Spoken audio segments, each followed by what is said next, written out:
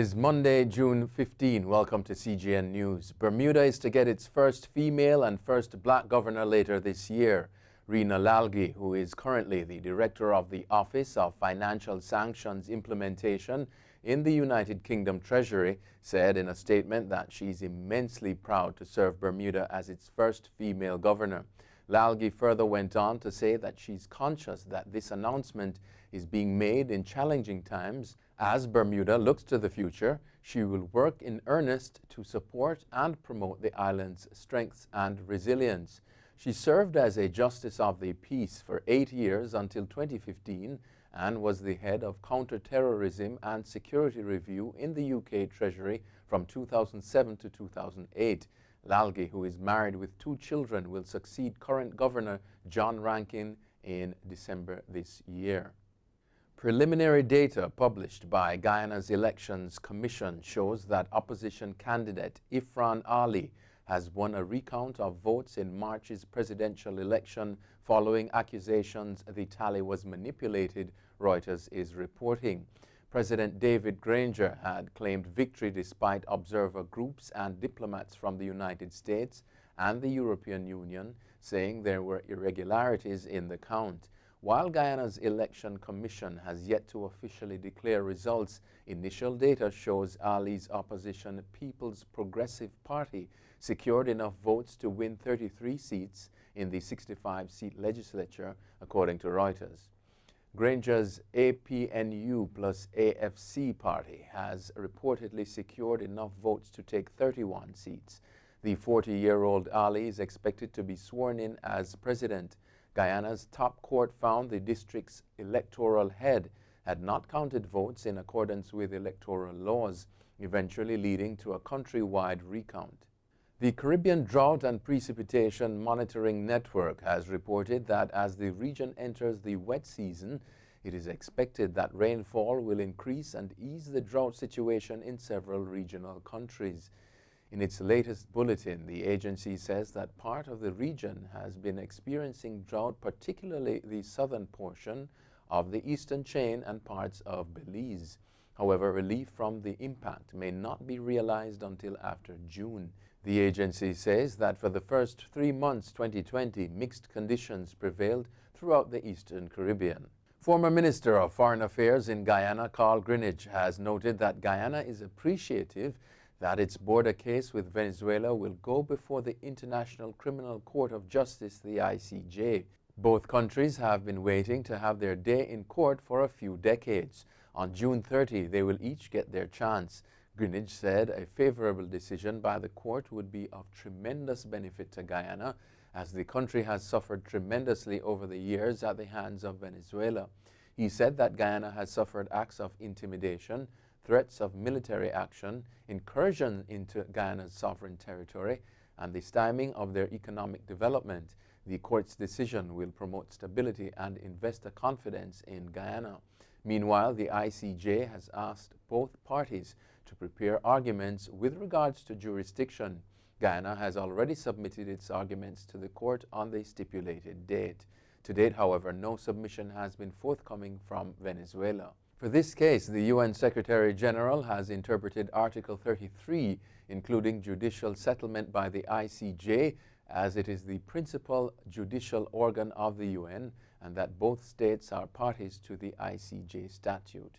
It is also seeking to have Guyana retain full sovereignty over the Essequibo and that Venezuela enjoys full sovereignty over the territory west of the Essequibo region. Guyana is also asking that Venezuela withdraw from and cease occupation of the eastern half of the island of Ancocco and from every other territory recognized as Guyana's sovereign territory in accordance with an 1899 arbitrary award.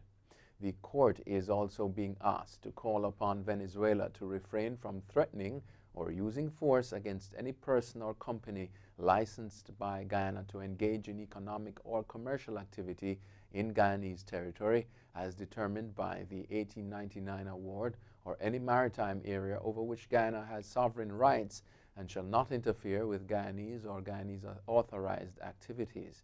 Finally, the court is being asked to confirm that Venezuela is internationally responsible for its violation of Guyana's and sovereign rights or old injuries suffered as a consequence.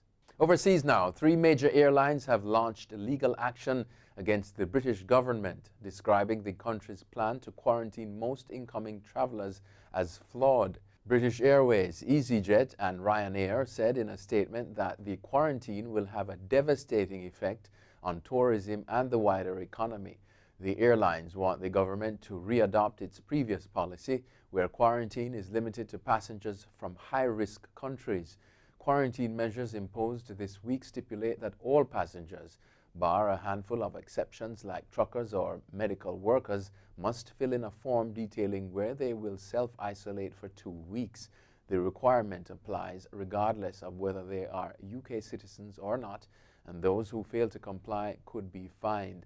The quarantine was imposed after a heated debate on whether it would help British efforts to tramp down the UK outbreak or simply stamp out any hopes that the British tourism industry will recover following months of lockdown. Though industry advocates have suggested that Britain should create air bridges with countries that have low transmission rates, the government has hesitated. The airlines argue there has been no detail on how such proposals would be implemented. Airlines around the world are being slammed by the near total freeze in travel as countries seek to contain the outbreak. Carriers are forecast to lose $84 billion globally this year, which would be the industry's worst year ever. Beijing is reintroducing strict lockdown measures and rolling out mass testing after a fresh cluster of novel coronavirus cases emerged from the city's largest wholesale food market, sparking fears of a resurgence of the deadly outbreak. According to the National Health Commission, Beijing reported 36 new COVID-19 cases today, bringing the total number to 79 since a locally transmitted infection was reported on June 12 for the first time in nearly 2 months. The cases are linked to Jinfadi market in the southwest of the city, which supplies most of the capital's fresh fruit and vegetables. The market, which also sells meat and seafood, has been shut down since Saturday.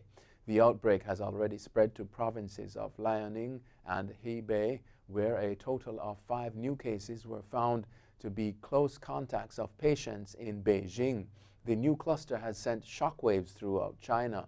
Chinese state media has reportedly touted China's effective measures in containing the virus as the number of infections and deaths surged abroad, contrasting its success with the failures of Western governments, especially the United States. President Nana Akufo-Addo has announced that wearing face masks in public is now compulsory in Ghana and directed the police to enforce the directive.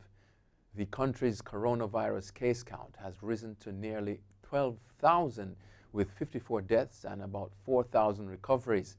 In a televised address, President Akufo-Addo said the increase in cases was because of enhanced testing and an indication that the virus was still spreading. Restrictions on religious gatherings have been eased and schools will reopen for final year students on Monday. Border crossing will still remain closed. The country has so far conducted about 250,000 tests in its population of 30 million. That's it for CGN News. I'm Scott Wilson. Thanks for watching.